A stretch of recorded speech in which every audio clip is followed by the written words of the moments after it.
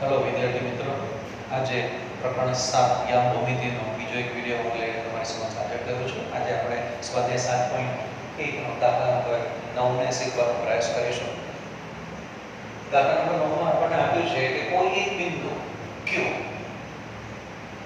એ P અને R થી સમાન અંતરે છે. સાતમા દાખલાની અંદર પણ આ પ્રકારનો એક દાખલો હતો. સમાન અંતરે હોય ત્યારે કોઈ એક બિંદુ છે બાકીના બે બિંદુથી સમાન અંતરે છે, એ વસ્તુ આપણે ધ્યાનમાં રાખીશું. હવે અહીંયા જે આપ્યું છે એ પ્રમાણે આપણે Q બિંદુ છે P અને R થી સમાન અંતરે છે એ આપણે જાણીએ છીએ, એટલે માટે આપણે અહીંયા મૂકી દઈશું. અહીં Q 0 1 એ P 5 -3 અને R x 6 થી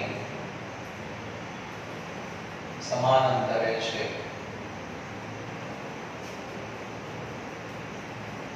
તો સમાન અંતરે છે તો ફેર શું પડે છે? સમાન અંતરે છે તો એનો મતલબ એવો થયો કે Q બિંદુ છે એ P અને Q થી સરખા અંતરે છે, મતલબ કે એમનો અંતર સરખો આપણે લઈ લઈશું અને માટે PQ બરાબર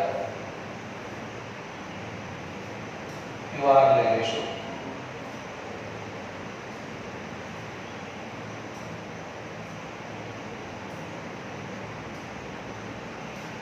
PQ બરાબર RQ, જે આપણે અંતર પણ પાછળથી શોધવાના છે, સરળતાથી વખતે શોધી શકીશું. હવે બંને બાજુ વર્ગ કરી દઈએ તો PQ એનો વર્ગ બરાબર RQ એનો વર્ગ. હવે બંનેના અંતર સૂત્ર મૂકી દઈએ તો Q R અને Q P.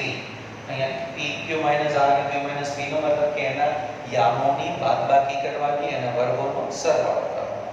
તો P ના યામ અને Q ના યામની શરૂઆત કરીએ તો 0 - 5 x યામોની બાદબાકી, તો 0 - 5 એનો વર્ગ વત્તા y યામોની બાદબાકી 1 -3 આનો કૌંસ પૂરો, આ કૌંસ પણ અહીંયા આગળ પૂરો કરીને એનો વર્ગ મૂકીશું બરાબર.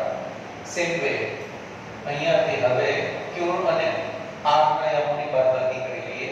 હવે અહીંયા x છે એટલે x - 0 કરીએ કે 0 - x કરીએ કોઈ ફેર પડતો નથી, તો x - 0 એનો વર્ગ વત્તા 1 - 6 એનો વર્ગ. હવે બાદબાકી 0 - 5, તો 0 માંથી 5 બાદ કરીશું તો આપણને જવાબ મળશે -5 અને -5 નો વર્ગ કરીએ તો આપણને મળશે 25 વત્તા. હવે આ માઈનસ અને આ માઈનસ ગુણાકારમાં છે એટલે એ પ્લસ થઈ જશે. 1 + 4 નો વર્ગ કેટલો થશે? 1 + 3 નો સરવાળો કેટલો થશે? 4 નો વર્ગ કેટલો થશે? 16. x - 0, તો x માંથી 0 બાદ કરો કોઈ ફેર પડતું નથી, x ના x આવશે, x નો વર્ગ આપણને અહીંયા મળશે, તો x નો વર્ગ વત્તા 1 માંથી 6 બાદ કરો તો મોટામાંથી નાની, મોટાની નિશાની આ નિયમને આપણે વળગી લઈએ તો 6 માંથી 1 ગયા 5, 5 ની નિશાની કેવી આવશે? -5. પણ જ્યારે ઋણ સંખ્યા હોય અને એનો વર્ગ કરીએ ત્યારે એ ધન સંખ્યા બની જાય છે, તો 5 નો વર્ગ 25 થશે. તો આપણી પાસે આ રીતે અહીંયા આગળ 25 મળશે. એક પણ બાજુ બંને તરફ આપણે કિંમતો સમાન છે, કોઈ એક તરફ આપણે મૂકવાનો પ્રયત્ન કરીએ તો આપણી પાસે આવશે x² + 25. આ જે 25 છે એને હું બીજી તરફ લઈ જાઉં તો એ માઈનસ હશે, તો -25. આ 16 છે તેને ત્યાં જ આપણે રાખીએ છીએ. આખી બાજુઓને મેં પલટાવી દીધેલી છે, તો 25 - 25 કેન્સલ થઈ જશે, તો આપણી પાસે આવશે x² બરાબર 16. 16 ને આ બાજુ લઈ આવીએ, આપણી પાસે આવશે x² - 16 બરાબર 0. આપણે અગાઉ શીખી ગયા છીએ નિત્યસમ a² - b²,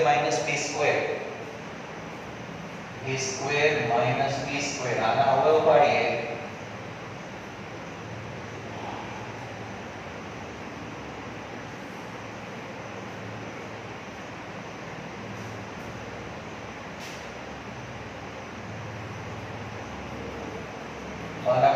પડે છે a + b a - b આ નિકેશનનો અહીંયા આગળ આપણે ઉપયોગ કરી શકીએ તો આપણી પાસે આવશે x એનો વર્ગ -4 એનો વર્ગ બરાબર 0 અને માટે આ પ્રમાણે વાત કરીએ તો આપણી પાસે x + 4 અને x - 4 બરાબર 0 આપણને મળશે.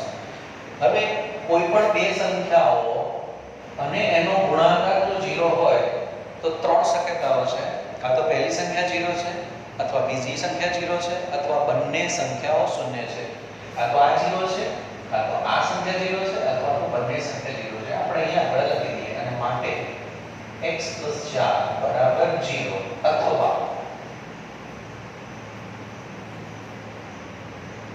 x - 4 બરાબર 0 અને માટે આપણી પાસે આવશે x બરાબર -4 +4 ને બીજી તરફ લઈ જઈએ તો -4 અને -4 બીજી તરફ લઈ જાઓ તો +4 થશે અને માટે x બરાબર +4. આપણી પાસે x ની બે કિંમતો આવી ગઈ. જે આપણે શોધવાની હતી x ની કિંમતો, આપણને x ની બે કિંમતો મળે છે કે x ની કિંમત શોધો. તો આપણી પાસે x ની કિંમત આવી ગઈ. દાખલો અહીંયા પૂરો નથી થતો. સાથે સાથે બીજું પણ કંઈક માંગ્યું છે. શું માંગ્યું છે? તો કે અંતર QR અને PR પણ શોધો. અંતર QR અને PR. હવે અહીંયા આગળ PR અને QR ની કિંમતો આપણે શોધવી છે. તો QR અને PR શોધીએ. તો QR બરાબર શું થશે? તો QR² સીધા આપણે મૂકી દઈએ તો QR. તો Q અને R વચ્ચેનું અંતર શોધીએ.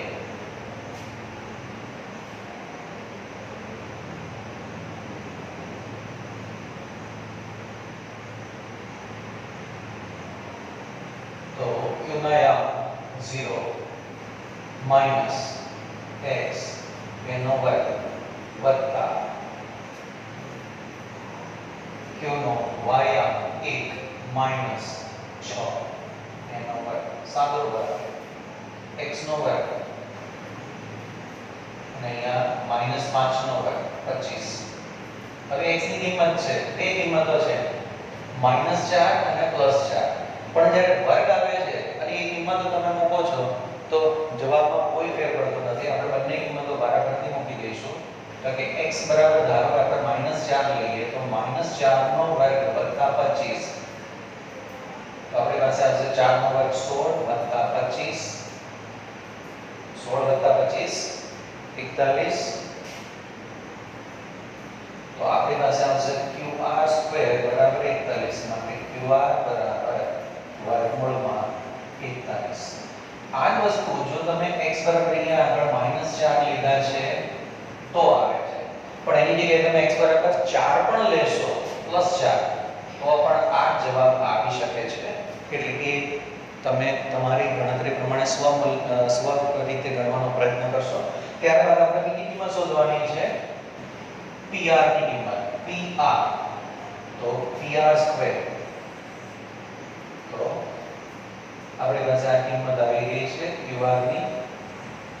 હવે PR શોધીએ તો PR² બરાબર તો P અને Q ના P અને R ના યામોની બાદબાકી કરીશું તો 5 - x એનો વર્ગ વત્તા તો 5 માંથી x ના યામ બાદ કર્યા. હવે -3 માંથી 6 બાદ કરીશું તો -3 - 6 એનો વર્ગ. હવે x ની કિંમત મૂકી દઈએ તો -4 અને +4 અહીંયા આગળ બે જવાબો મળવાની શક્યતાઓ છે. તો 5 - -4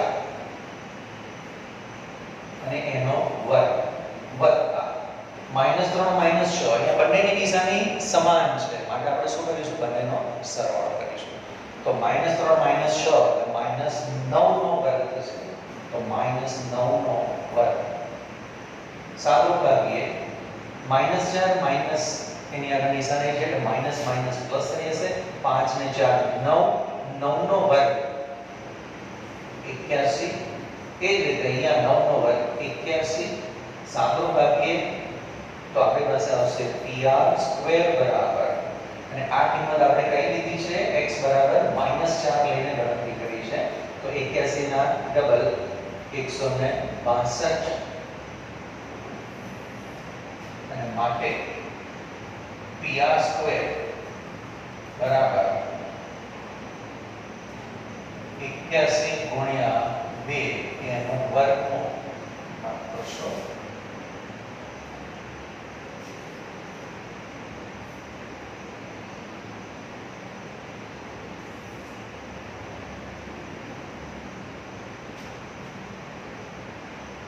81 ગુણ્યા 2 લઈ શકીશું બંને બાજુ વર્ગમૂળ લઈએ તો અહીંયા વર્ગમૂળ લઈએ તો PR થઈ જશે ને અહીંયા વર્ગમૂળ લઈશું તો 81 નું વર્ગમૂળ 9 પણ 2 નું વર્ગમૂળ નીકળતું નથી એટલે આપણી પાસે આ એક જવાબ આવે હવે આ જે કિંમત આપણે લીધી છે કઈ લીધી છે -4 હવે +4 કિંમત લઈને જઈએ x બરાબર 4 માટે PR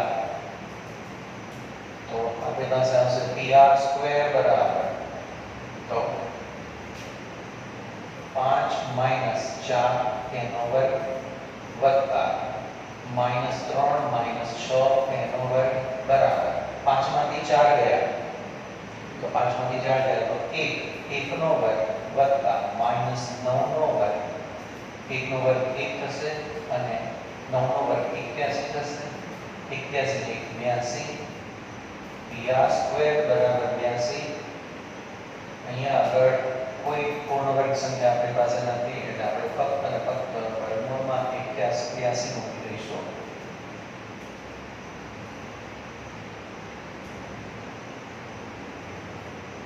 તો આપણી પાસે આ બે કિંમતો આવી ગઈ છે